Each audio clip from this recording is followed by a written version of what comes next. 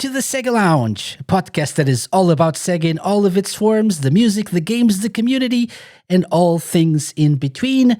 This is episode 255. My God. I'm your host, KC, and this week, our show is about an individual, and what an individual it is. And to help me talk about this individual, I have another individual with me. Right? It's the host of Radio Sega's Individual, the individual known as Enya Haman. Hello. Did I pronounce it correctly? Yes, you absolutely did pronounce it correctly. So I'm so proud of you. Thank you. I'm proud of myself. And I'm also proud of you for managing to do episode, did you say 225? 255. 255. Too many. Yeah, it's in 2025, but you did it on 5/5/2025. See? Yeah, no, that's true. Yeah, we recorded on 5/5/25. That's true. So is it good omens or something like that? I don't know. We'll believe in them for the sake of this episode.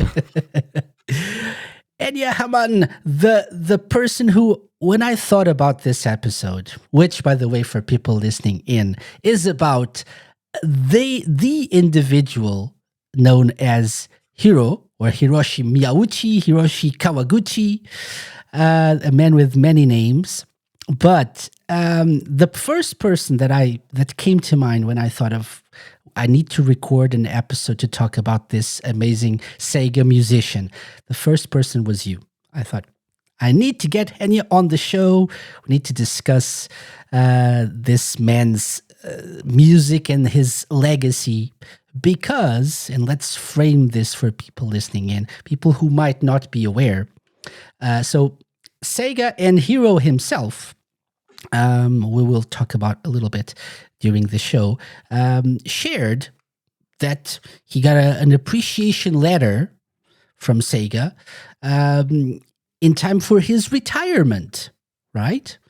And so I thought, oh my God, this is the perfect time to talk about one of my favorite, or probably my favorite Sega musician.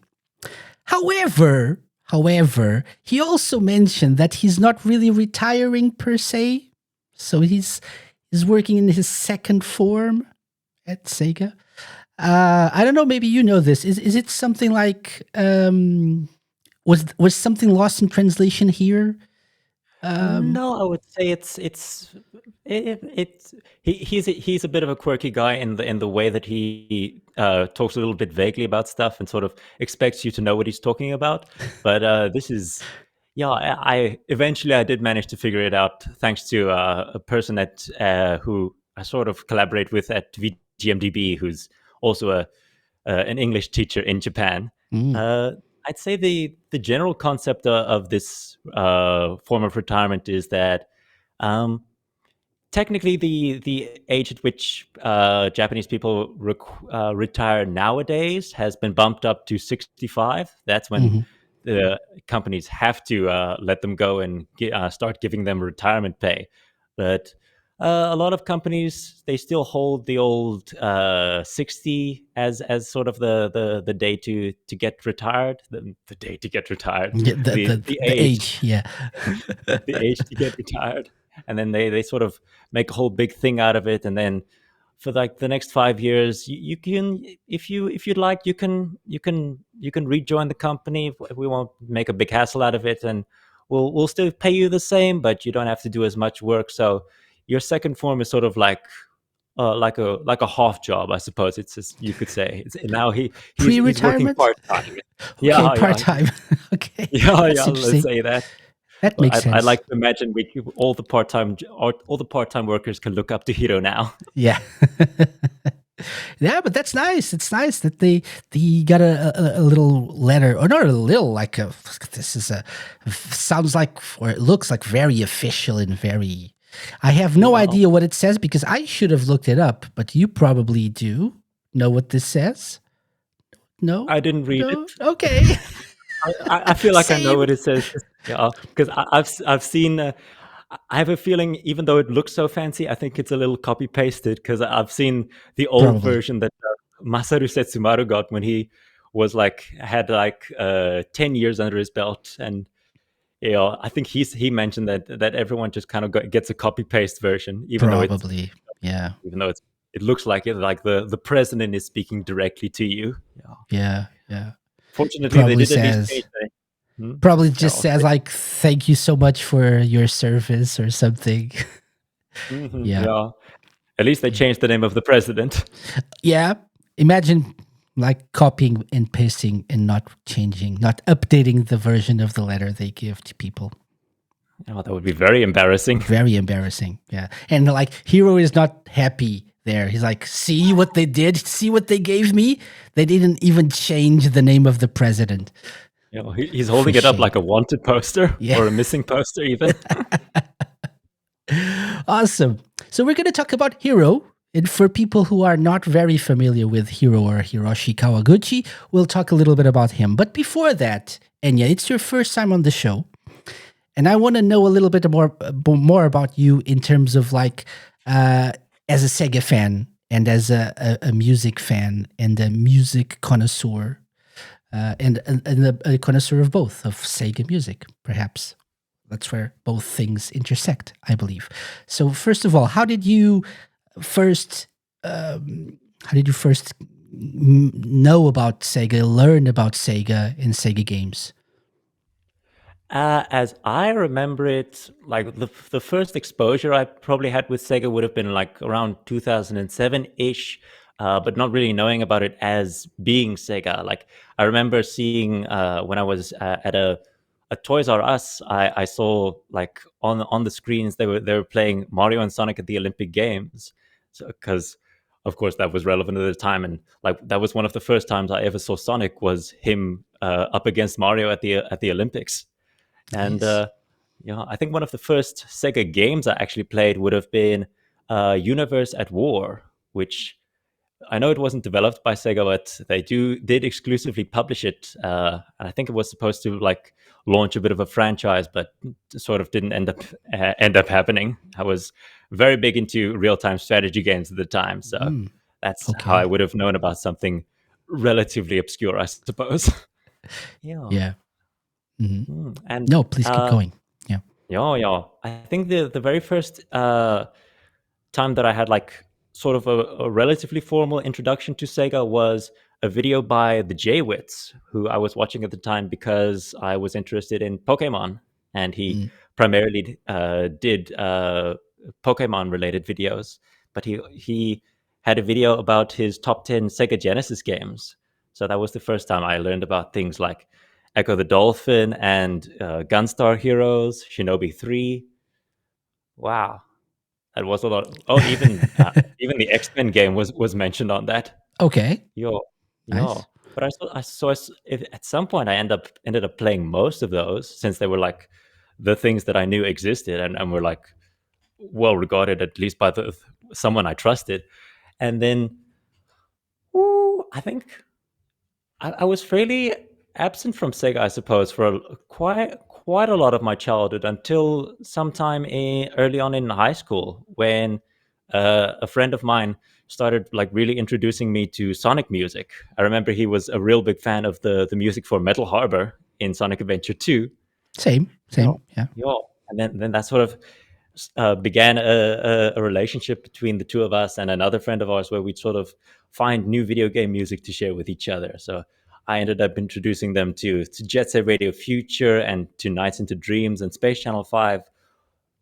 Thanks to Sonic and All Stars Racing Transformed, where I sort of learned what were like the Sega games to introduce people to, Hmm. and and then sort of delving into them, like just initially downloading the music, and then eventually, I suppose, trying to find out more of the about the games, but also I don't exactly have a lot of the consoles that a lot of Sega games are played on, and with PC gaming, I mostly just I mostly had the games that my mom would have picked out for me. So ended up not really having a lot of Sega games to play. But I think gradually I ended up just wanting to at least learn more, like do something with the the yearning that I had for information. Oh, Yeah. no, That's nice. So that would have it started with the music then, right? absolutely, absolutely, yeah. It's kind of. I think what turned me on to like loving video game music outside of just knowledge of having played a lot of video games was the Super Smash Brothers series, Mm, because that had sort of a had it more prominently showed its music as something to be acknowledged by itself, as opposed to just being background music, like yeah. how it had some more detailed sound tests, and there were all these videos on YouTube had that were uploading the songs and having these uh, cool video artworks uh, incorporated the characters, and even like some of the assist trophies in that series, Yeah. and sort of connecting them.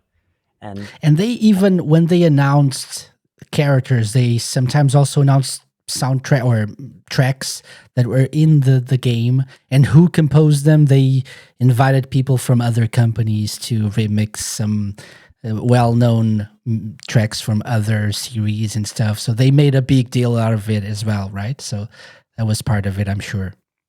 yeah, absolutely. I do actually remember reading on the Smash Brothers Dojo, which was Super Smash Brothers Brawl's website, something about how it was like also the ultimate crossover of video game musicians, Hmm. which Hmm. yeah, nowadays a lot of those same I guess roster of mostly freelance musicians you sort of see in all these games, like even Tunism had a lot of those same composers, and Sin Chronicle had a lot of the same composers. Kid Icarus Uprising also did, having been made by the same director as the Super Smash Brothers games, Masahiro Sakurai. Yeah. That that take just saying that name takes me back to Takes a school presentation I had, where they tasked us to talk about like a celebrity, and okay. that was the guy I ended up choosing to talk about. Not a bad Yeah. guy. Not a bad guy to choose. Not a bad celebrity to choose. Did any? In Did retrospect, anyone else know about Sakurai? no, a lot of people made fun of me for over pronouncing the Japanese name. Okay. So yeah, I don't remember any of the other celebrities, so they were very forgettable. there, there. Yeah, Uh, you guys were wrong. Yeah, I chose the right one. Yeah. Oh yeah, too timely, too timely. Yeah, excellent. And so you ended up getting introduced, perhaps, I don't know, finding Radio Sega. I don't know how that happened. Would you like to tell us about it?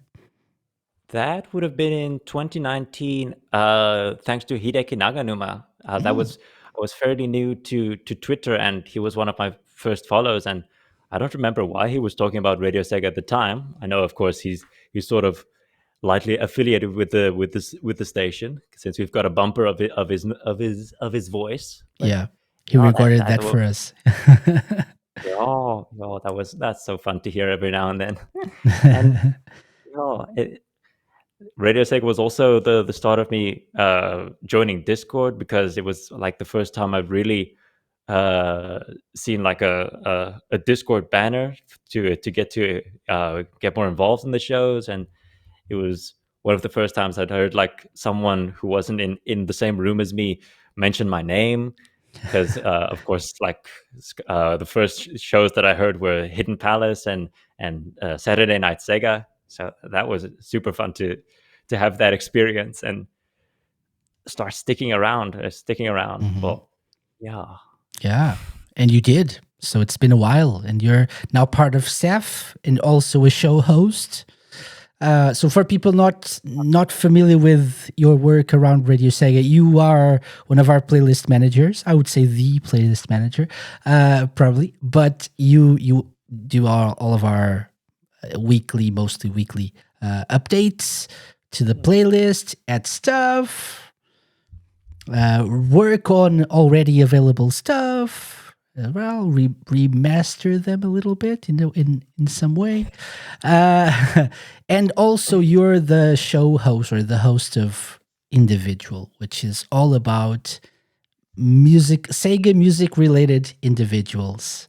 So who better to have on this show to talk about one of our favorite Sega music individuals, Hiroshi Kawaguchi, right?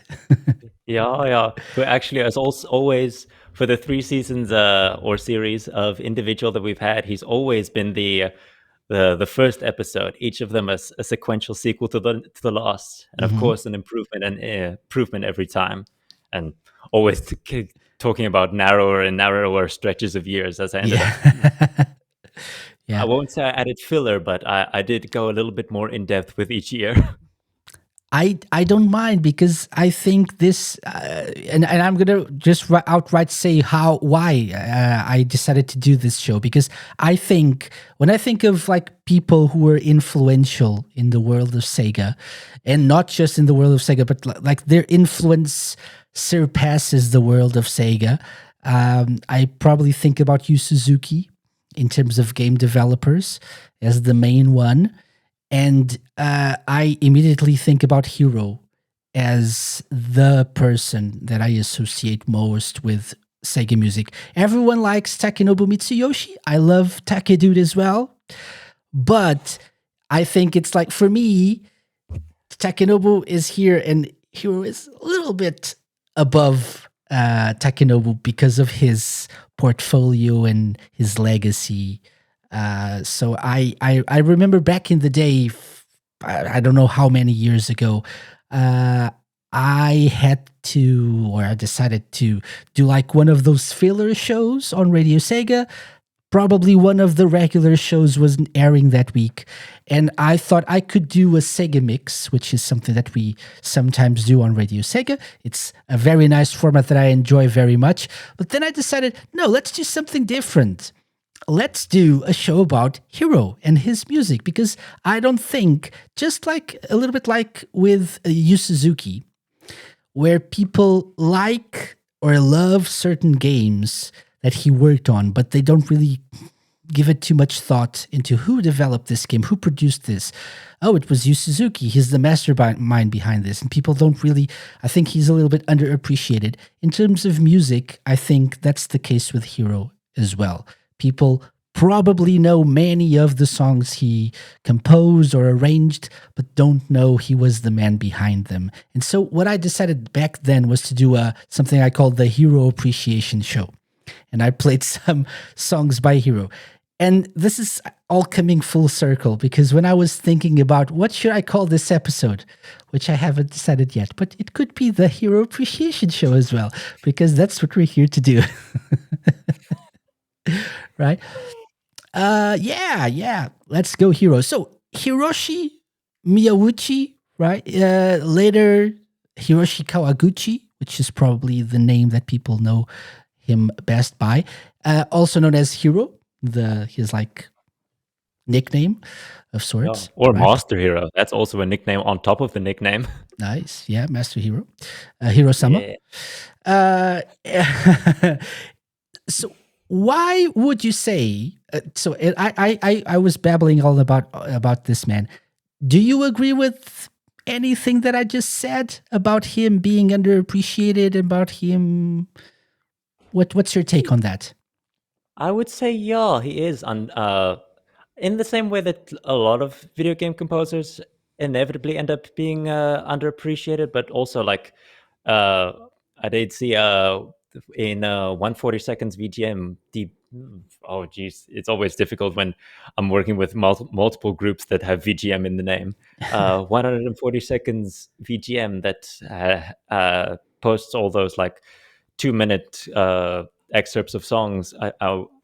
Where I'm also an admin, I saw a link to a Resetera thread there, and there were all sorts of people who didn't really know about him, despite knowing all of these games like Outrun and Fantasy Zone and Afterburner that he's contributed to, and just loving him so much, despite not really knowing how much of a trooper he's still been beyond that. So yeah, I think there's, and of course the fact that his games have influenced so many people, and even influenced the direction of music with like the synthwave being also being named Outrun music because of how much it's influenced by Outrun, and and yeah, I absolutely agree that he is underappreciated for the amount of things that he has contributed, because like he does not at all get the same recognition that composers like Koji Kondo or even David Wise and a lot of the composers at Rare get. Anyone who isn't in the like Nintendo sphere ends up getting a little overshadowed, uh, unless you're like have that wider appreciation of VGM specifically, as opposed to like just music in general. Despite how much he has touched just general music. That's an issue that I think you're very right about. Nintendo sort of dominates like the zeitgeist here, and people know about Miyamoto. They know about Sakurai, maybe about like Koji Kondo as well. So people who worked on Nintendo or Nintendo affiliated or related games do get some recognition because it's still video game music, and they should get more appreciation and more recognition. But that's another topic for another day. But I think Sega composers, and by extension other companies as well, maybe are not that recognized by the general gaming public, and that's a shame. That's a shame because, like you said, Hiro did influence a lot, not just in gaming but outside gaming. And nice shout. That was a very good shout. Talking about outrun music, synthwave being known as outrun music. That has to mean something, right? Yeah, it was such a big shock to me to be like, I don't even know how I found out, but like reading the Wikipedia page about it and just seeing Outrun reference like that is quite a shocker. Yeah, it's great. And the thing is, so going a little bit into the history of Hiro. So he was born in 1965. He's 60. So like we said, like that tradition, like that you mentioned, people get a letter at 60, like the old retirement age, and then they spend the next 5 years maybe working a little bit less, maybe, perhaps, who knows. But he's 60 now. He turned 60 in April. He was born in the Chiba prefecture. My Japanese is Chiba, yeah. Chiba prefecture in Japan. Yeah. And Oh, he didn't start his career at Sega as a musician or a composer or anything. Am I correct? yes, he was a programmer. And the reason for that being that not only did he have history in music, he also made his own games and even submitted them to magazines. Interesting, right? And the first credit I think he got, correct me if I'm wrong, was Champion Soccer on the SG-1000. This has always confused me because everyone, whenever he talks about it, he says that Girls Garden was the first game he worked on. That it was like a week after he joined Sega that he was assigned to that project with Yuji Naka. I suppose and that he's also said that Champion Soccer was the last game he No programmed. problem at all, because I have Girls Garden footage as well. Fantastic. Yeah, my guess, I suppose, is just that Girls Garden development took so much longer than Champion Soccer that it just ended up coming out afterwards. That's my best guess. Probably, right? So this is also famous for being the first or one of the first projects that Yuji Naka of Sonic fame worked on. It's a very weird premise for a game, but it's also a very, I would say, complex game for the system. I would say it's like very impressive, I think. Yeah, I would absolutely say so. Yeah, Yeah. especially in like the bonus stages where they've, what was it, where a lot of the what looks like foreground sprites are actually background sprites, so that they can create bigger sprites that move along the screen, which Yuji Naka ended up also doing when he ported Space Harrier to the Master System, and probably something else, but I don't remember anything beyond that. So I'm trying to find the bonus stages. There we go. So people can see what you're. So if Yeah. you're listening in, we're showing footage of Girls Garden. If you're not familiar with this, we already mentioned this several times on the show. It's one of those Sega Lounge challenge questions that is a tradition. We always end up talking about Girls Garden, and the premise is very weird, as I said. So you're a girl who needs to like prevent her boyfriend from dating another girl, and the way to do that is to collect flowers while running away from bears who want to eat you. It That's makes sense somehow. I mean, it's the man or bear debate, I suppose. Yeah, I guess so. I guess so. To be modern but not so topical, I guess. So yeah, the Girls Guide. He worked on this as a programmer and a graphic designer, if I'm not mistaken. If the credits are Yeah. correct. Yeah, technically, it's more like he initially did graphic design, and then someone else came to touch them up. But I'm not sure if any of the final sprites are still his. So Mhm. let's say he did Yeah, he did do graphic design. I'd Yeah, say that. Yeah, yeah, at some point, absolutely at correct. least. Yes, even if the designs didn't end up in the final product, but at least he worked on it a little Yeah, bit. So let's don't let credit. his talent. Yeah, Exactly. don't let Yeah. his talents go unmentioned. Yeah, exactly. So that I wanted to mention this one because it's a fairly known game that we, like I said, end up mentioning on the show a few times, and so his affiliation with this is interesting, at You sure don't least. want. No, you sure you don't want to rename the show to Girls Garden? Could It be is still a place. the Girls Garden Lounge, Yeah, the yeah. Girls Garden Appreciation Show for this episode. Mm. Could be. But no, because we have appreciation for more of his works. In terms of music, what would be the first soundtrack Hiro worked on? Uh, I've always heard that it's Outrun. There's he talks about having helped with Pitfall 2 and Dragon Wang, but Dragon Wang. Sorry, I've mispronounced that. No, please don't correct yourself because it's one of the best names ever for anything. So what's this game? Mom, look, I Dragon have a new Wang. game. Mom, look, I have a new game. What you're playing, son? I'm playing Dragon Wang. Slap. Uh, I'm shocked. Uh, yes, No, Dragon Wang, which is well, totally different, right? yeah. I mean, Okay. he did almost name Passing Breeze, Passing Wind, so it Yeah, wouldn't be. it's true. He he does come close to controversy, controversy to silliness sometimes. Yeah, yeah, Yeah. So, yeah. Because Dragon Wang was one that he worked on. he worked on. I still No. don't know if he did soundtracks. He just said he Hmm. helped, Okay. and the same for like Pitfall 2, which I feel like that's probably a different composer mostly, but maybe like one or two songs are his because that's got a fair few songs, so it could always be him. Hmm. But Hang On is like the definitive. Yes, he definitely worked on this.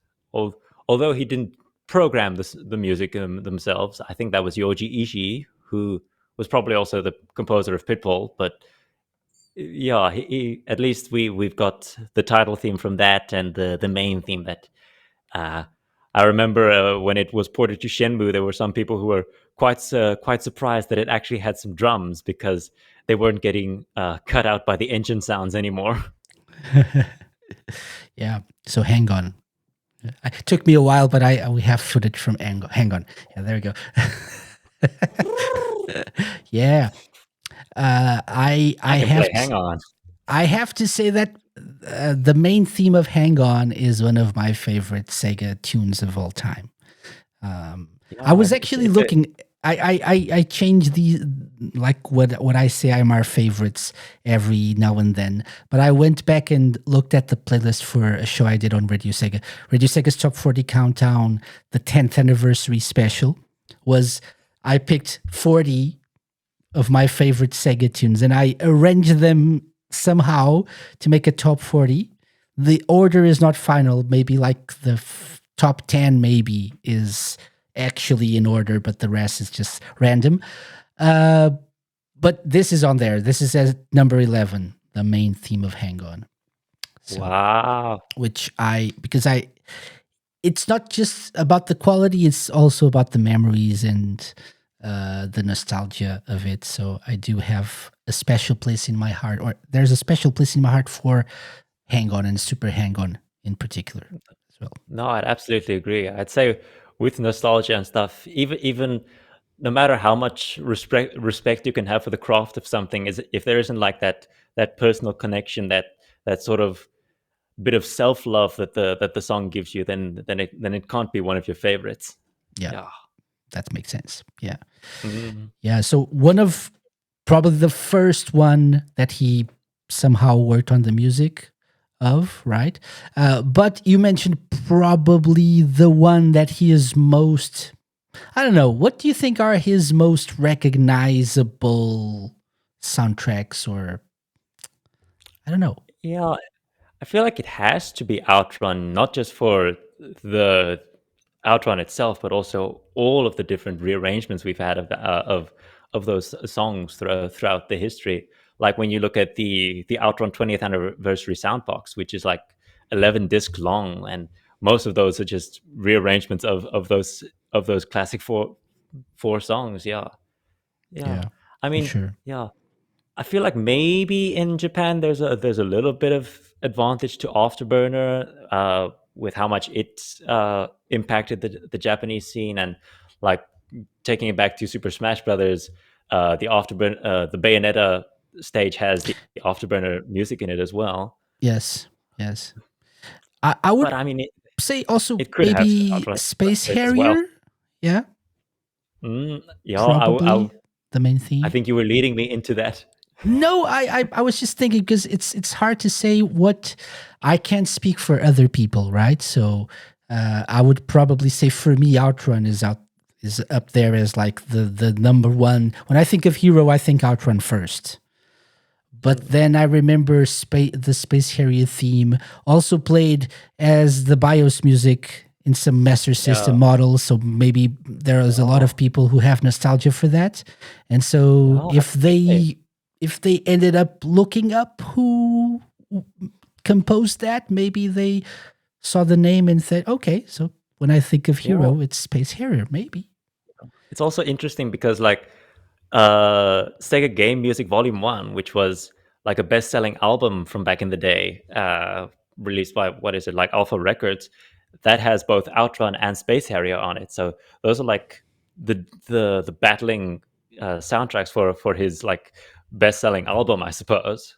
Okay, So makes really sense. really just depends on which direction you listen to the album in, I suppose. Depends on who you ask. Yeah, yeah. Depends on Yeah. if the order gets reversed.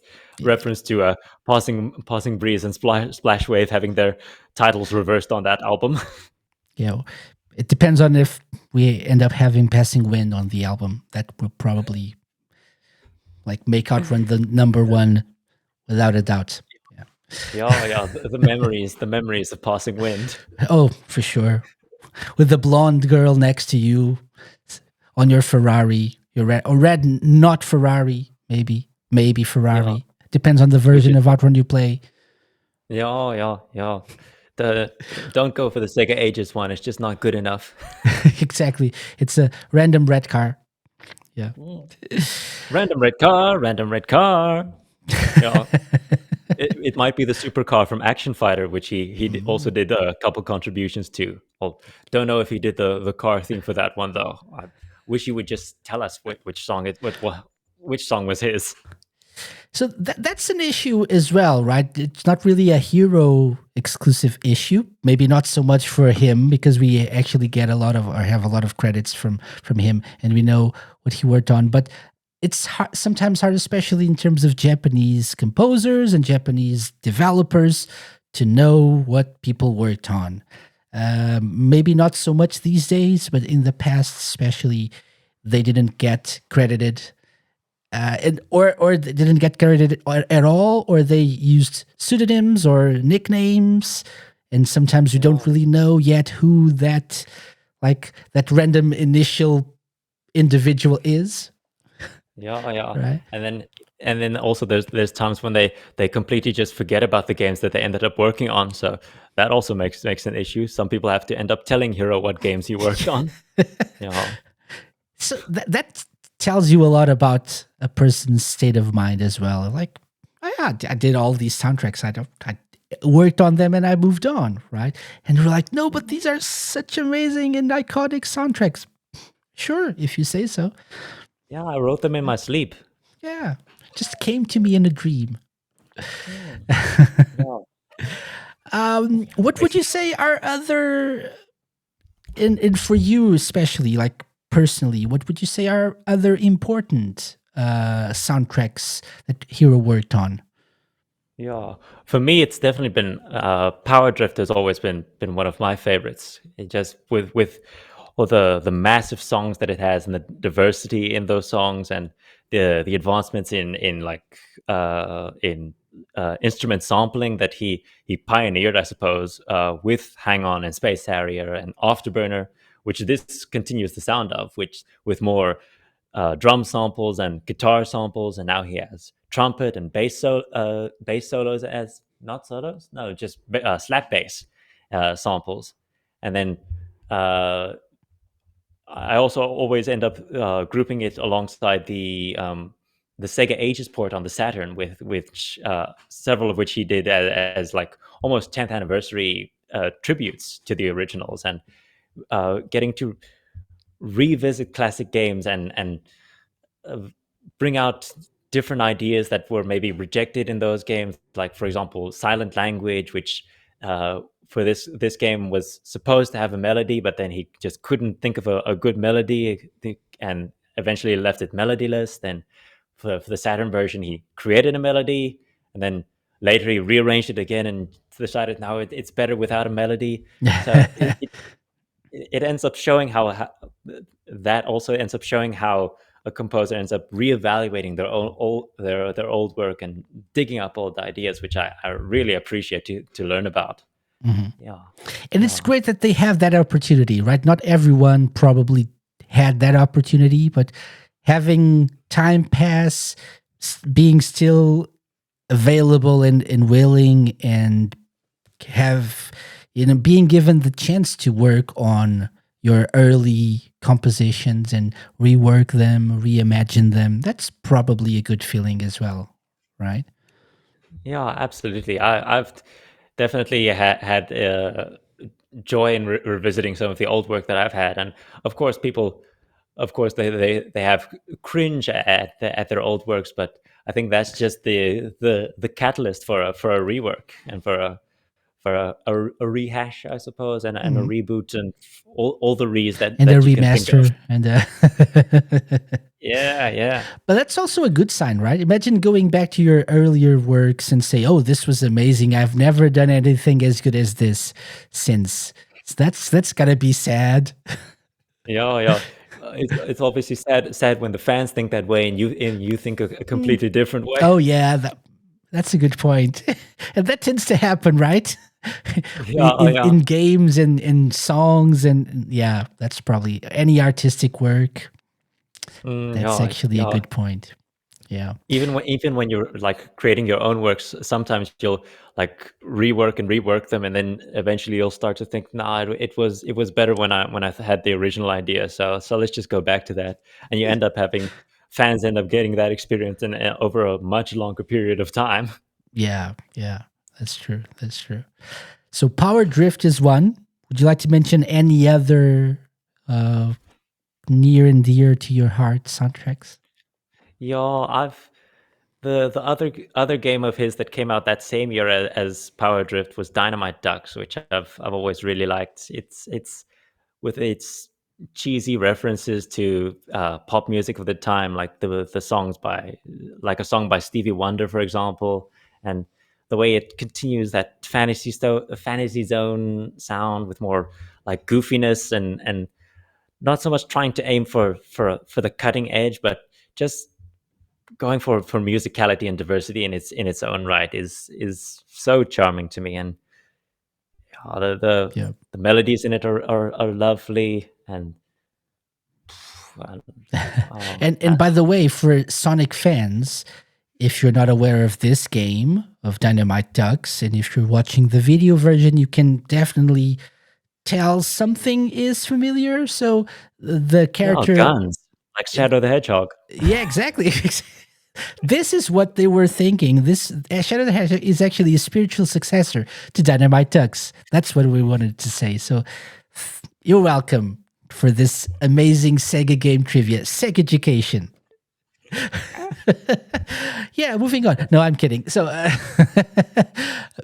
being the dynamite from Sonic the Fighters, and you can see being the dynamite being referenced in Sonic Mania, for example, in one of the stages. There's a wanted poster that he's one of the like bosses, somewhat in the game. It's based Oh, on the two ducks from this character, which I believe are Bin and Pin. I yeah, believe. Bean and Pin, yeah, Yeah. which Oh yeah. themselves are Yeah. based on Bin from Sega, one of the programmers behind like Space Harrier and Outrun and Afterburner. Oh, I didn't So know that. so I Mm, guess Being the Dynamite is based on a real life guy there we go. who was really into dynamite. Yeah. Exactly. And this one or these ones are more into guns, like Shadow. What? Oh look, 128. That's the studio that developed it, Studio 128. Ah, Nice reference. all the references. Yeah. Yeah, Look, he's got bombs. it's a Yes. fun game that way. Moose. This is a Oh, very the antelope. underrated game, I think, as well, which Yeah, I is think a it Master looks System fantastic. classic as well. Yeah, although we're Oh looking yeah, at it was on the Master System. yeah, we're looking at the arcade version. Yeah, Yeah, there was gonna be a Mega Drive version, but they canceled it. for shame, for shame. Yeah. Okay, more soundtracks Oh that you want to yeah. mention. Oh yeah. Sonic. Well, he Okay. did Sega Sonic the Hedgehog, the first. I was gonna say the first Sonic arcade game, but there was some. There was a popcorn machine before that, I think. Yeah, okay, okay. You got a point Yeah. there. Yeah.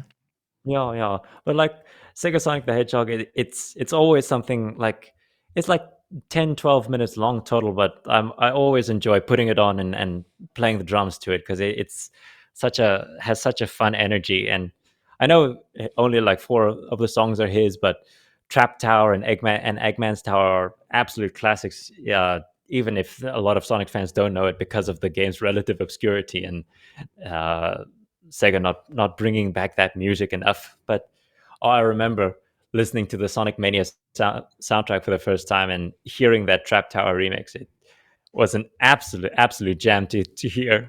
And yeah, to go Yeah. back to this original, I've also really get your blood pumping. Yeah, it's Trap Tower. So it's the in Sonic Mini Plus is the like the bonus stage, Yeah, I the made a mini game, like the pinball machine with the claw part as well. So that's the soundtrack to that in Sonic Mania yeah. Plus. I don't think this game has a lot to do with pinball, so I'm not sure why that game was picked. Well, because of Marty and Ray, so it's just that. Yeah, probably. Or, oh, could be. Oh, I didn't think about that actually. I was thinking it's like just one of the many nods to Sonic history, but yes, probably. Yeah.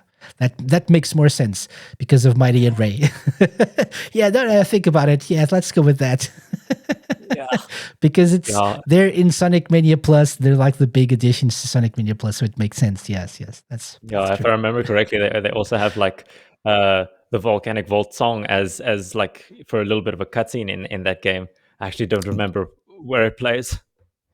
Probably in the beginning, maybe. Like I can't remember. Yeah. I do Oh, remember Trap Tower though. Yeah, for sure. yeah, I still need to play Sonic Mania. I bought it like a week ago, but it says that I've played it for 9 hours, but a lot of that was it just being paused. Okay. Yeah, Okay. I'll get to it. I'll get to it when I have time. I'll get to it. It's a great game. It's a great one of my favorites. So Oh, you it feels really good to play so far from what I've played of Green Hill Zone. oh yeah. Okay.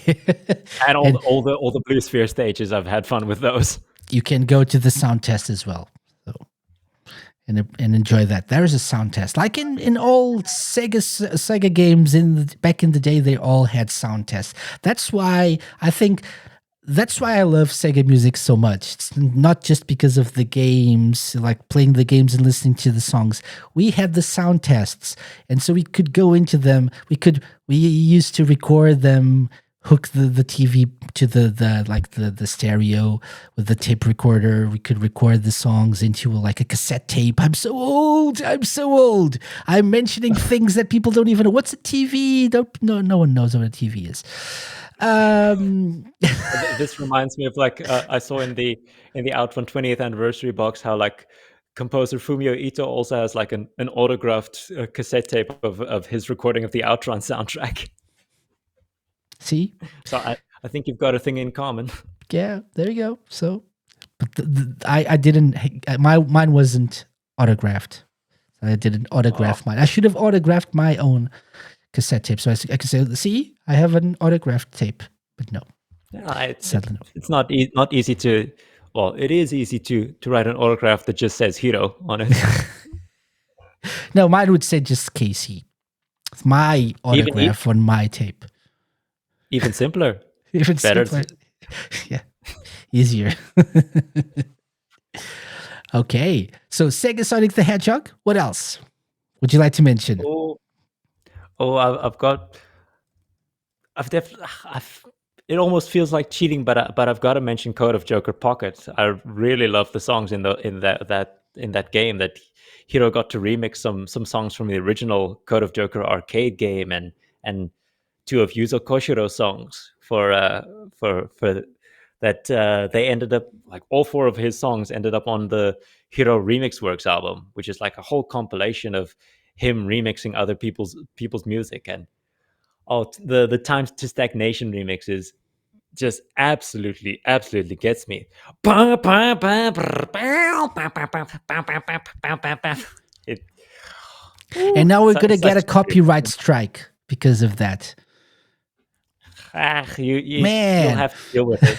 I'm not losing my revenue stream, even if Yeah, I'll just let you deal I with it. have no idea what this game is about. I do think I looked it up a few years ago, but I don't seem to remember. Is it like a mobile RPG? The Uh, version we're looking at is like the mobile version. But is it as like an RPG with From what I remember of the arcade game, it's more of like it's like a turn-based RPG with like trading cards that you collect Oh, okay. and and and use as like your characters and like attacks maybe because like Okay. it's one of the last vestiges of that really big boom in the mid 2000s when Sega was really cashing in on arcade games that you had to collect trading cards for Yeah. to play. Sangokushi Taisen, World Club Champion Football, Mushi King, Love and Berry.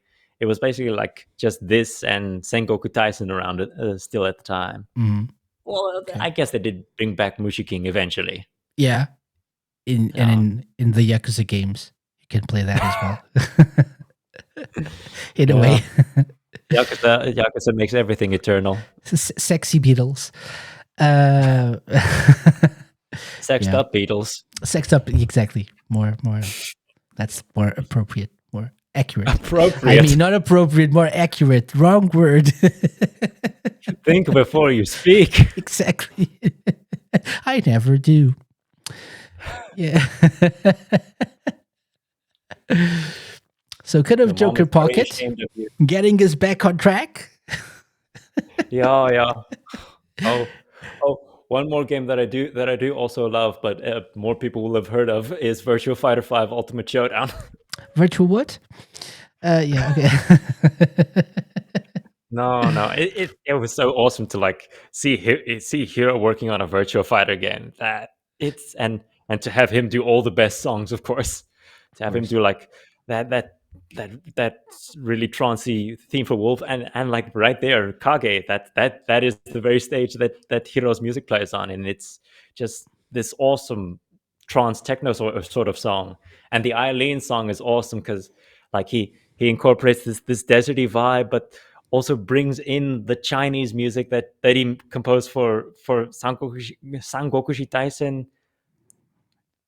It's like perfect use of all the training that he'd had for 5 years, just bringing in this Chinese music for a Chinese character. And then there's also like a Chinese song in Like a Dragon Gaiden that he did. So it paid off in other franchises to have developed that vocabulary. Yeah, excellent. So that's actually a very good selection of soundtracks. Not as varied as mine. Speaking of Eileen, there's Eileen. So there you Bruins, go. you've got the Bruins. perfect videos, actually. Yeah, yeah. All planned, not really. Think before you play your videos. I never do. But yes. But that's actually a good shout because you mentioned in your individual episodes that you dedicated to Hero, which I recommend all of the episodes, obviously, but the ones you dedicated to Hero, you mentioned all the stages of his career, basically, and all the different like eras of Hero, and that's actually the soundtracks that you mentioned kind of represent those eras in some way, which is nice. And he kept evolving and probably still will for at least the next 5 years. in Yeah. his second form, The right? second form. All of those Second eras form. were just his first form. Exactly. So, whatever can we expect from him? Oh my God, he's gonna rule the world of Show music. us, show us, show us. Yeah, Show us your true colors. this isn't even his final form. He also worked on Dragon Ball. On a He Dragon Ball did, game. he did. That's good. Yeah. Yeah. It's a very I different kind of music. I would say for me, so I'm a very boring person, and I would say the things that I think about when I think about Hero would be Outrun, obviously. I would say Hang On, Space Harrier, Afterburner, but I want to mention Fantasy Zone because Fantasy Zone is, and it's gonna, the sound of Fantasy Zone, you can recognize it anywhere, and even in like games like Sonic Frontiers and even Sonic Superstars, right? There is music in Sonic Frontiers that has nothing to do with Fantasy Zone, but you can tell that's a Hero track, definitely, and it got like that Fantasy Zone like feel to the tracks. And then in Superstars, there's a Fantasy Zone themed level, and it makes sense that it's I, that I his think, influence is there. Yeah, yeah, that's a little bit, some would say too on the nose, but I would say it's completely perfect to have him on for that. Yeah. yeah, Yeah, yeah, but been really fun to see him bring back those classic sounds because of I think it's the Korg gadget that has all of his like retro sounds fitted into them, then makes it easy to use that as a door to create some retro music. I think also the Astro City Mini has yeah. music like that was Hmm. made with that. Yeah, Yeah, yeah. so it gets I into. remember so people usually like don't really love Sonic Superstars. I enjoyed the game a lot, I have to say, more than probably most. But the highlight for me, hands down, was that stage that appears out of nowhere, I would say. And then the stage itself being a Fantasy Zone, I don't think I'm spoiling anything. So there's a stage where you playing as Sonic or one of the other Sonic friends, you hop on the egg mobile and you essentially play a Fantasy Zone stage, complete with boss is in everything, and the soundtrack is a Fantasy Zone song in a way. So it I smiled through the whole thing, and every time I played, I think last month or something, I was replaying Superstars for a little bit on my Steam Deck, and I got to that stage, and I forgot that stage was there because doesn't fit with the theme of the zone it's in. It's like the second act of a zone, Yeah, Is Frozen it? Base, I think. Yeah, Frozen Base, right? I think it's like the ice one. Yes, it's Frozen Base Act One, and then Act Two doesn't really. You go into space and you play a Fantasy Zone stage. So, Yeah, and I I guess totally forgot about it. yeah, I guess the snow level in Fantasy Zone is just that memorable. Yeah, I don't know, yeah, but it's like you just go up in space and fight like badniks one of that are. yeah. Isn't one of the boss also like designed after the one of the Fantasy Zone bosses? It is. It is. Yeah. Yeah, yeah. So I all think of with that's a love letter to Fantasy Zone, and I'm here for it. I do love me my Fantasy Zones. So definitely, and yeah. again, it's one Uh, of those that I associate with Hero a lot. When I think of Hero, I think about Fantasy Zone. Yeah, yeah. I also almost really was really close to putting Fantasy Zone in my top five as well of hero soundtracks, but like I just had to give that edge to Dynamite Ducks for yeah. But also on the Frozen base, having those Fantasy Zone elements, I like remember that that game of course was developed by Arzest, which Mhm. is Naoto Oshima's company, but also one of the other presidents of it is Yoji Ishii, who is the creator of Fantasy Zone. Oh, I So didn't know I that. want, I wonder Okay. if maybe he's the reason it's in there. Oh, makes sense. Makes sense. I just realized Yeah, we've been talking about it, but I was showing no footage. So I'm trying to fix that while we talk I think about. the screen was a little frozen. Yeah, that's a nice one. And there we go. And there we go. So here's the Hey, Fantasy Zone stage, Frozen Base Act 2 in even Sonic the enemies are Superstars. Fantasy Zone ones. I forgot about Yeah, that. yeah, yeah, yeah. And Like like the way they Fantasy all move Zone around. themed badniks. And Ooh, it's they're like babies. Yeah, yeah, I it is. get the not it's not I don't think it's hate, but the complaints that people have about this game. But I do enjoy Sonic Superstars. And definitely this is one of the big reasons that I like this game so much. This was a very nice change of pace, and what a nod to this classic Sega franchise that doesn't get enough love, I think. Although we have gotten some 3D classics, Fantasy Zone 3D classics, Sega Oh Ages yeah. as well on the Switch, Fantasy Zone 2. Did we get So Sega Ages? I actually don't we remember did. if we got. I believe we got Wow. Fantasy Zone 2, I believe. Oh, I believe so. I could be wrong, but I think so. I think so. I think you actually are. I think the 3DS was mainly like Fantasy Zone Home because that had like Fantasy Zone 2 and also Opa Opa Brothers. That was the one. Yeah, it was Fantasy Zone 2 Double, right? Yeah, yeah. Which, and it had 2 the double, yeah. original one as well, I think.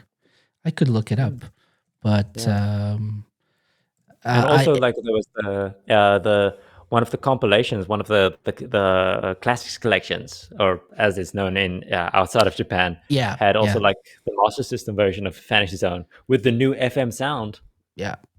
It's Fantasy Zone 2 The Tears of Opa Opa, I believe. The name of Was it? the yeah, the name of the Master System one, I think. Oh I yes, believe. absolutely, I believe. absolutely, yeah, Yeah. yeah. In terms of Sega Ages for the Switch, I think it's the second one, but I could be wrong. It's the first one. I am wrong. It's Okay. Sega Ages Fantasy Zone. Yeah. Well, you were originally right, Yeah. so you're always right, actually, Casey. Thank you very much. Yeah. Even when I'm wrong, I'm right. That's nice. Hey, I know right from wrong. See, look, there's the boss. The boss. Awesome. You were right. Yeah. Yeah. Oh, Although see. you didn't mention it looks so much like Eggman, so Yeah, I'm gonna it I'm, had to. It had to. It's still a I'm Sonic gonna game. So. yeah, I'm gonna accuse you of some false advertising in that Are you aspect. deducting points from my score? Oh my god. I never did introduce a point system to individual, did I? So I'll have to do it on the Sega Lounge instead. There we go. Yeah, I get minus 30 points for that. I'm sad now. Thank you. Thank you for doing my work for me. Yeah. I can take it easy. What else can we mention in terms of iconic soundtracks? I don't know. What would you say? Because then what starts to happen as we go further into the 2000s and later is it's not like he doesn't do soundtracks as much as individual tracks, right? So it's a little bit hard to pinpoint, oh, this is a hero track, except for the aforementioned Sonic tracks that really do have the classic Fantasy Zone hero sound. But yeah, but would you? Is there something from the later years, apart from what you already mentioned, that stands out to you? I've got a couple I'm thinking of. One that people would expect of me is Kraken DJ, a very interesting one for the time, that people would definitely expect of me because of like my association with Kraken DJ and how much of a massive fan of it I was around the same time that I joined Radio Sega. Uh, I, it's an interesting one that like it introduced Hiro to hip hop, despite being a absolute hip hop hater before that, but learning to really appreciate the craft of what a DJ does, and so much that despite the first game being uh, produced, I think, by Kenji Kano, who also created Crazy Taxi, the sequel, Kraken DJ Part 2, was produced and directed by Hiro, one of the very few times that video game composer ended up directing a video game, or at least at Sega, which actually was sort of weirdly a thing that happened a lot right around that time because Kazuhito Shimizu got to direct Shakato Tambourine, which then again was also a rhythm game, Okay, and Tomoko Sasaki, who was the creator of Roomania number 203, after having composed Ristar and Knights. nice, nice. Kraken DJ definitely. It's it introduced us to Mitsuharu Fukuyama also as a composer who was actually influenced by Hiro in his early days, with like "Passing Breeze" being his like absolute favorite song from that era. Like a sort of introduced him to jazz, which is his main genre. Yeah, although it was the Master System version, which I hear is apparently the worst version of Outrun. I don't know. It depends on who you ask, because there are other Yeah, non-Sega systems that had Outrun ports, yeah, and it kind of depends on if people like yeah. that the sound chips or not. I believe. Yeah, I guess it's just Japanese gamers that don't know all of the UK computers Yeah, that have yeah, that idea. yeah, You know, yeah.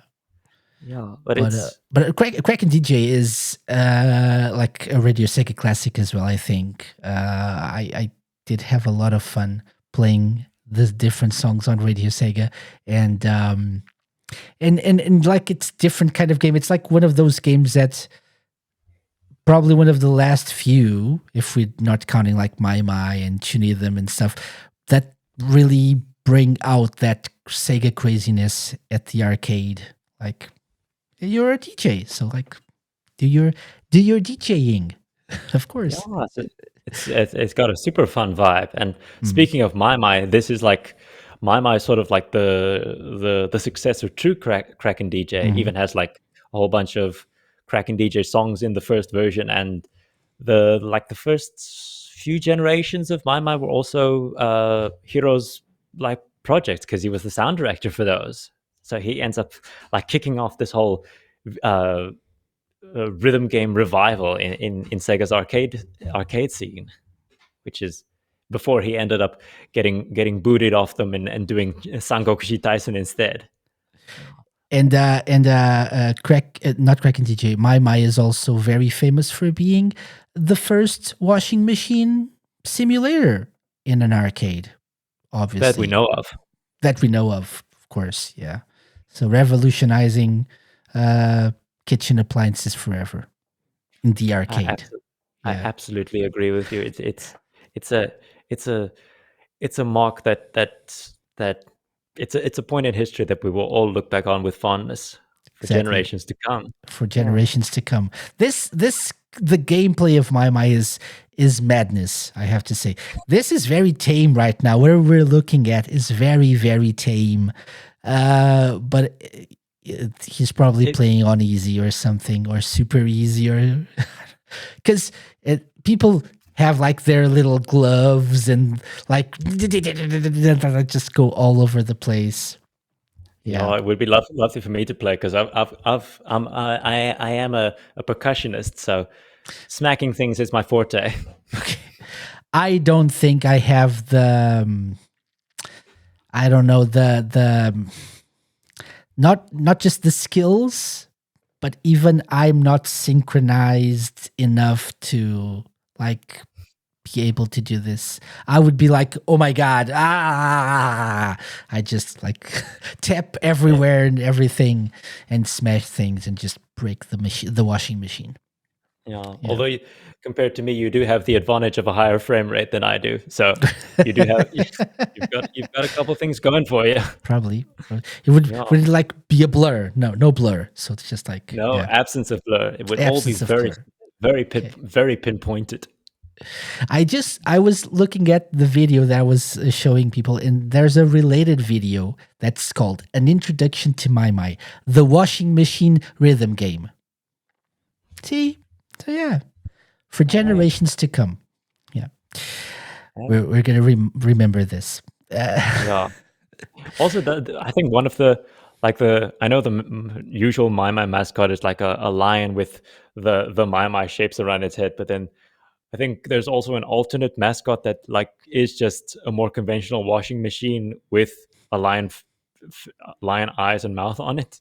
So Okay, they went way overboard and in in go in embracing the meme, I suppose. okay, yeah. Yeah. There's also that Uh, one song that's literally called Coin Laundry Disco. I don't know that one. I think, yeah. I need I to. guess I'm not like updated with the current my trends. Look at the lion. Look at a little lion. Yay! eh, Kuma-chan is I think that's their name. I hope so. I think it is. Yes, I think it is. Yeah, there we go. SEGA. There you go. China? Countries with No. my. So this is that washing machine. Shout out. I'm gonna link this in the video description because this person deserves more views talking about washing machines. Yeah. Well, so do Uh, you. okay, but For, I'm not talking about for washing talking. machines that much. It's not a. We need to do a special show dedicated to my. Oh yeah, that would be lovely. The two of us. Yeah, maybe. Why not? Let's play. Let's find a my machine somewhere like between South Africa and Portugal. We'll meet up Yeah. in the middle. I don't know what that would be. Some country in Africa. I don't know. And Yeah, yeah. Probably we'll somewhere in the Democratic Republic of the Congo. of Congo. Yeah, okay. And we'll play my together and we'll film it. And it's going to be a special episode of the SEGA Lounge. Yeah, I should get my Portuguese uncle involved in the mix. You have a Portuguese uncle. Oh, that's even better. Yeah, yeah. I've got some half Portuguese cousins. I Oh, think they're in excellent. Portugal at the moment, but I won't Nice. dox them. Don't do that. No. Right. So, Enya, we talked about what my obviously and cracking DJ. My is fun. It brings you a pleasure. It's part of a song as well. My, Always it's loved. fun. It It brings you brings a you a pleasure. pleasure. Oh no, another Oh, we're gonna get copyright strike. copyright strike. I wonder if people listening to this or watching this, they are not really into the Radio Sega scene. If they're like, what the hell are they talking about?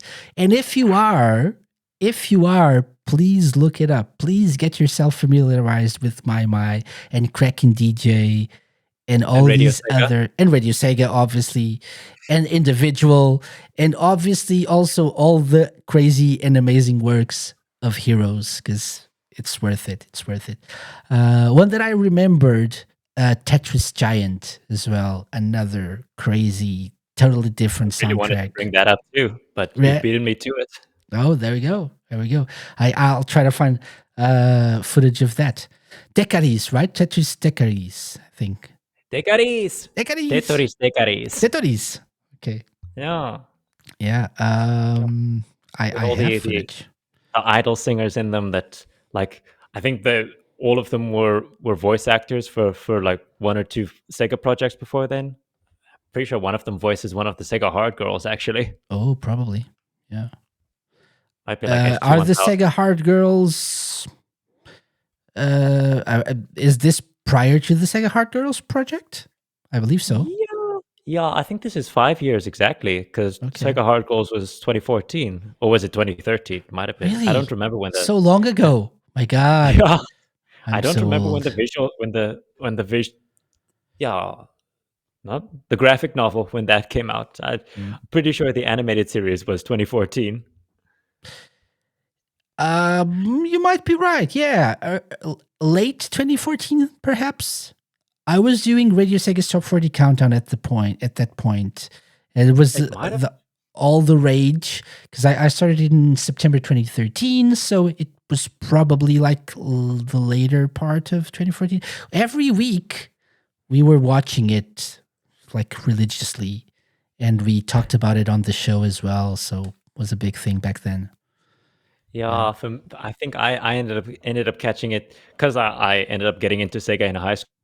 Had to watch Sega Hard Calls after it had all wrapped up, and also, of course, learning a lot of new things in that, even Die Hard Arcade and Mushi King, and of course the stuff that they actually uh, made dedicated episodes to Virtua Mhm. Fighter, Chain Chronicle, because for some reason Chain Virtua Fighter wasn't in. Chronicle, yeah.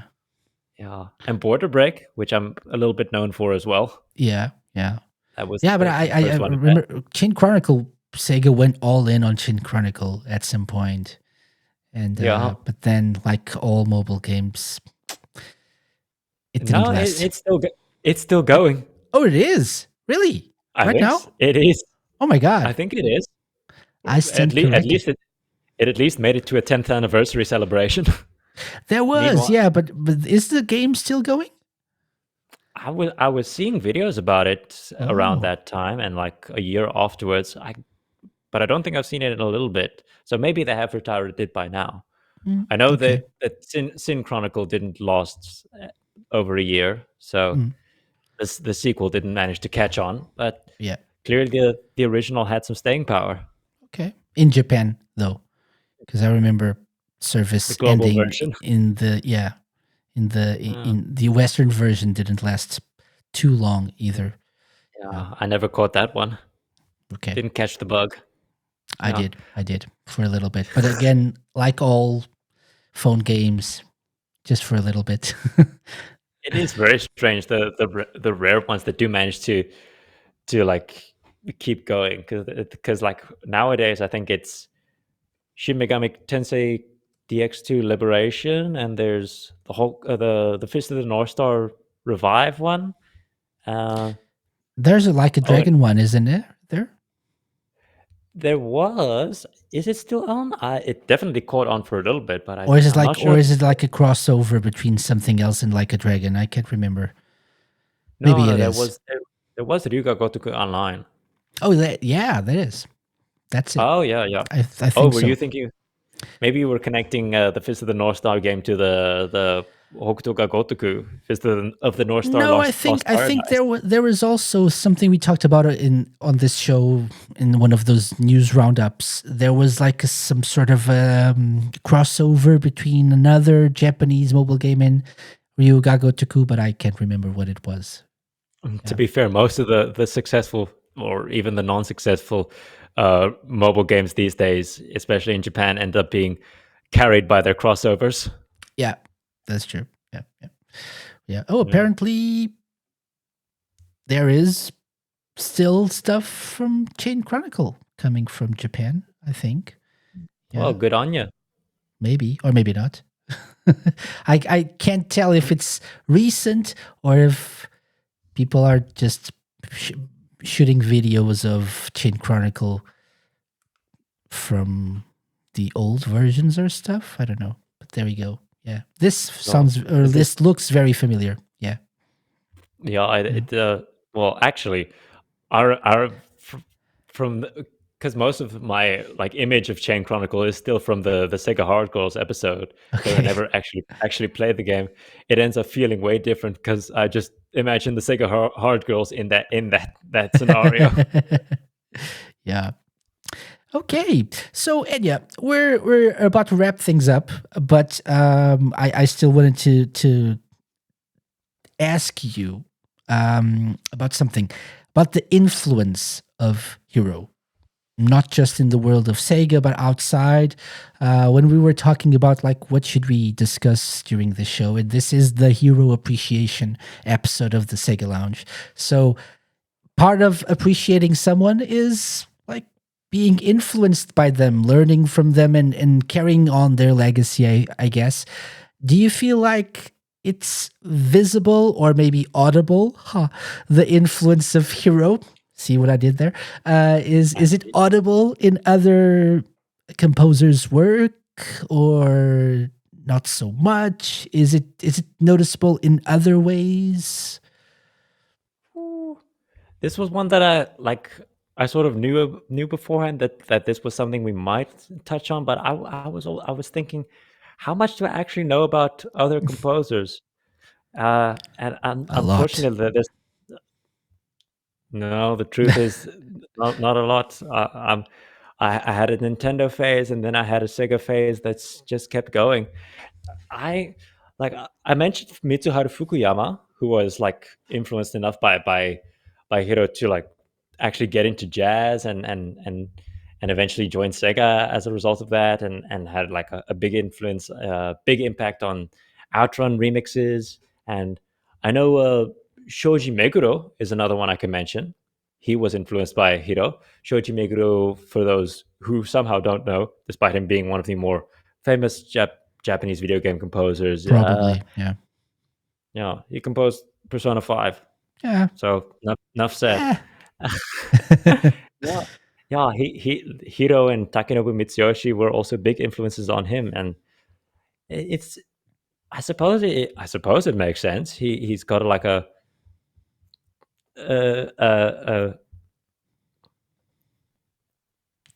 do I know anything about Shoji Meguro? No, Yeah, he has a but even maybe the if the style, even if the styles are different, maybe learning from someone and maybe even the work ethics is a thing that influences how you work as well. Yeah, and I think also the like inspiration to want to experiment within the realm of VGM. Like also, this is one that I just thought of, the way that Hiro would bring pop music into his works, because he's not like a trained video game composer or a soundtrack composer. So he's mostly bringing in his influence from pop music and folk music, which is sort of also something that Meguro does, how he brings in J-pop and acid jazz into his works, sort of bridging that gap, I suppose, between Hmm. video game music and pop music. There you go. So that's There you go. Yeah. yeah, Yeah. yeah. I would also say something that's noteworthy is the composers at Sega that were like directly influenced by Hiro in the idea that he was their mentor in their first year at Sega. So the most famous example being Yasuhiro Takagi, who is now a one of the sound managers at Sega, who started out as Hiro's apprentice back in '88, like doing Mhm. the sound effects for Power Drift and getting to do half of Turbo Outrun soundtrack and such. Like there's a situation there where the the practice of creating video game music was taught to him by Hiro, and Yeah. the same goes for Keitaro Hanada, who worked with Hiro on Sega Sonic the Hedgehog and Dragon Ball Z. Ended up learning all of those techniques from the guy himself. So Yeah, obviously, yeah, and like I said, even if they went their own ways and created their own sound signatures and stuff, but learning from the guy certainly influenced them in one way or another, right? And being yeah, mentored yeah. by him. Yeah, like because there's things that when you get into the video game industry, you wouldn't like expect as a part of your job, and it's good to have someone with so much experience and so much interest in the different aspects of a video game audio to Mhm. like learn from someone who is passionate about music but also is passionate about programming and has the capability to do sound effects, even if it's definitely one of the lesser things that he does. It's good to have that really well-rounded person to learn from in your Yeah. first year. Mhm. Yeah, Yeah. and of I've course, Oh, sorry. oh no Please no go ahead. No, no, no. oh Because I was going to talk about something else, and I want to let you finish. Please. okay. No, I was just gonna mention how, like, because of how uh big and popular his mid 80s soundtracks were, like Space Harrier and Afterburner and Outrun, it ends up like informing how video game designers end up thinking these games should sound. And a Hmm. lot of other composers at Sega would have been, or even outside of Sega, would have been told to make it sound like Outrun, or make it sound like Space Harrier, or make it sound like Fantasy Zone when they're creating a game that's sort of influenced by those games. For So, sure. like Radmobile, for example, is it, that could have had a much more experimental noise soundtrack, but the direction for that is more like it, this is the System 32's Outrun. It's got to sound kind of like Outrun. You got to make it like Outrun. Yeah. Yeah. You Yeah. can't So, outrun the legacy. as someone was saying on another show that I do on Radio Sega, Night Train, on the Outrun movie, because it's a Michael Bay movie, maybe they're like, outrun this, and then pff, they'll shoot. So, yeah. You can't outrun me, says Hiro. Yeah, bullet time. Maybe Hero will make a special appearance, maybe playing the guitar, perhaps. Yeah. Who knows? Or Just put him in the trunk of the Ferrari. at the end, it's like, what happened? I was taking a nap. He does take a lot of naps, so that would be See, in character. that's the mark of a great person, of a We're, great creative. yeah, and the mark of two very good screenwriters right here. Exactly. Something that I want to mention before we go is it would be remiss of me not to mention this, the SST band, and I guess later age as well. Hey! Age. So the SST band. So it's Hero was obviously part of the SST band, and of later, I think he's the leader of Age, right? Like the, Uh, I believe so. It's Unofficially, I think unofficially. the description they gave on the H website is that he's the leader, but he doesn't actually know it. Okay. Yeah. Like being the senior member, right? So maybe that's why he's like the leader. Maybe I don't And know. they can make the jokes that it's named after him, even though Yeah, like it's technically named after the company that it started under, Hitmaker. But once Hitmaker changed his name, it sort of became based on his name. and this is something that I feel there were obviously house bands for other companies in Japan, like Zuntata for Taito, I think. Yeah, But yeah, for people who are Sega fans, the SST band and Age represents some, especially outside of Japan, because we don't really get too much of those. Like there are no concerts, no live show performances, or rarely, and yeah. but it's I part never of like heard Alpha Live.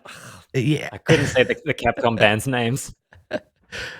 I would pay a hefty sum to see like Age or the SST band or even a Blind Spot even play live. So I would really enjoy like listening to these amazing musicians play the classic Sega songs live. But that's besides the point. What I was gonna say is it's part of like my whole fantasy of Sega, right? There's Sega, there's the Sega fantasy that we create around. Like, no, don't be like that. Don't make that face. Um, Make too I'm. many faces, It's not a unfortunately. fantasy like that. It's like the whole. We fantasize Sega a little bit, right? It's just a company, a video game company, but we grew up with it and like, oh, it's an amazing company with lots of amazing people who are just regular human beings, but we like idolize them and such. And so it's part of that fantasy, like the SST band or Age, and seeing these amazing composers and musicians playing live would be really something amazing. But it's also part of something that I think Hiro is a part of and guilty of, which is bridging the gap, like you said before, between video game music and I would say regular mainstream music, Real right? music. Real music, right? For real people. I The think real so. ones. The OGs. I think. I think that it's important as well, right? And all the albums they release with arranged versions of their like more video gamey sounding songs and playing live shows and stuff. All of that also helps bridge the gap and popularize video game music. So I think that's something worth mentioning as well on this show, right?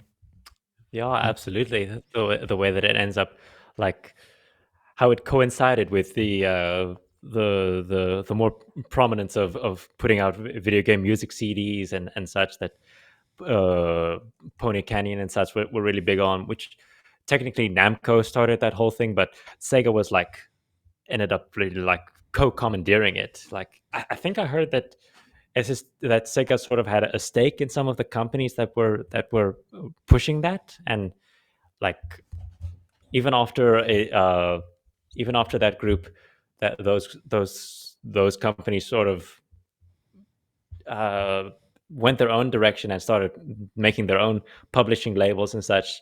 It ended up being like the old SST band members and such that like stuck with that label with Citron and Pony Canyon to release their albums and of both original music and game music soundtracks. So they're very intertwined, but with the SST band and that whole movement of accepting video game music as as just another genre amongst all the music genres out there. And Mhm. with H, of course, of also like continuing that legacy and integrating it into live performance into the promotion of new games to keep it like relevant to the new generation.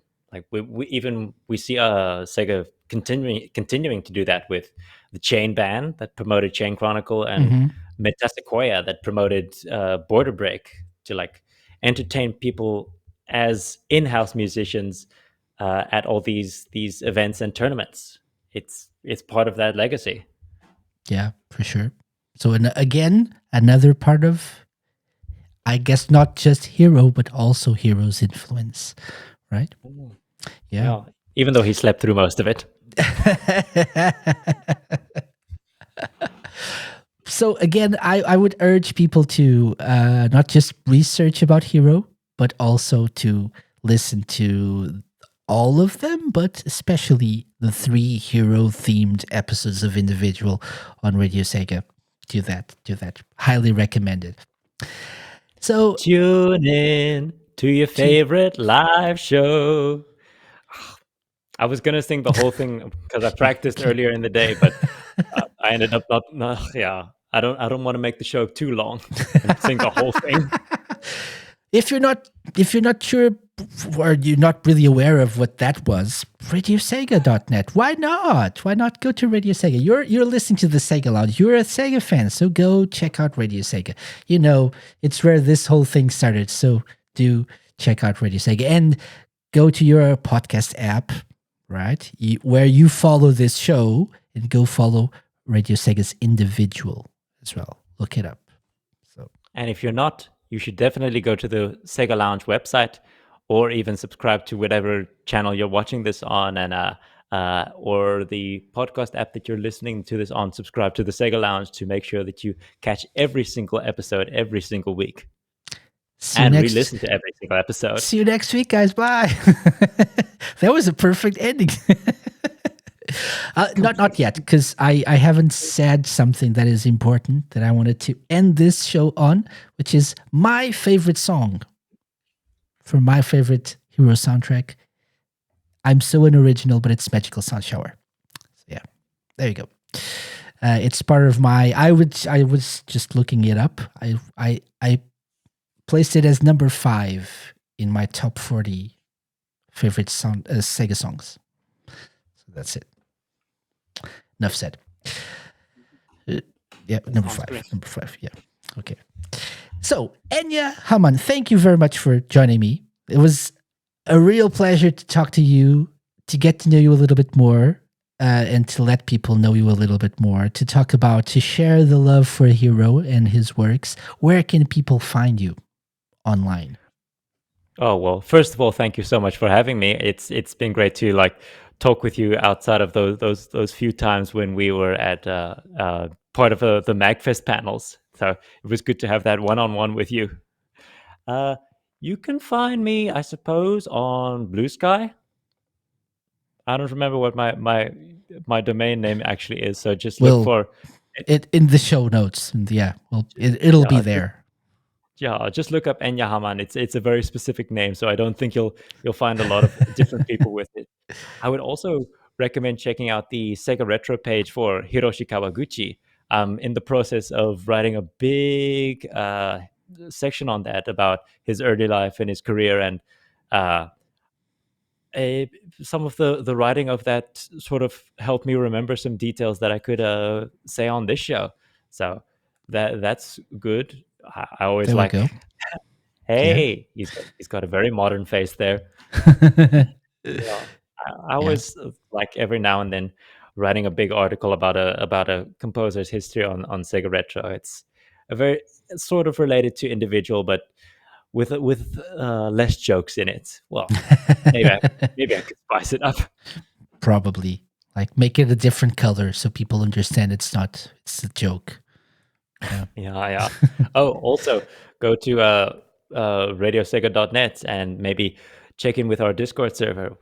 Every 2 weeks, usually, I do a playlist update that you can check out and find some new music that way, or find some better music than there ever has been before. We only play the best Sega music, only on 24/7. Radio Sega. Yeah. You remember it better than I do. Okay, yeah. So all the links, maybe just the Blue Sky one, will be in the show notes. By I've the given you too way, much work. if you're listening to this or watching, we want to know. I'm sure you want to know too, Enya. What is your favorite Hero soundtrack or song? Like, we talked about a lot of games. We didn't mention all of them. I just remembered Enduro Racer. Alex Kidd the Lost Stars, that classic. My God. With My God. that 60s sounding soundtrack. Rent a Hero. Yes. Rent a Hero is a good one. It's a classic. With the Super Sentai song. There you go. So many. What is your favorite one? Let us know in the comments below, or let us know on Blue Sky as well, at thesegalounge.com. What is your favorite on X, whatever, and we'll be sure to like your comment, retweet, I don't know what people reskeet. Is it what they do at Blue Sky? I repost. I've heard that. I think so. But I don't say it because I'm not much of a sayer. Okay. I don't. I think it just. I think it just says repost, but repost. Of course it says repost. Yes. The community has spoken. The cool people. Yeah. I'm not one of the real cool ones. kids. The real ones, the OGs. Yeah. Yeah. Thank you again for joining me. Thank you guys for listening or watching to this episode. We'll be back next week with something completely different. But do send your love over to Hiro and keep on the lookout for more Hiro soundtracks and songs in Sega games. Until then, we'll see you next week. Bye-bye. Bye. Yeah.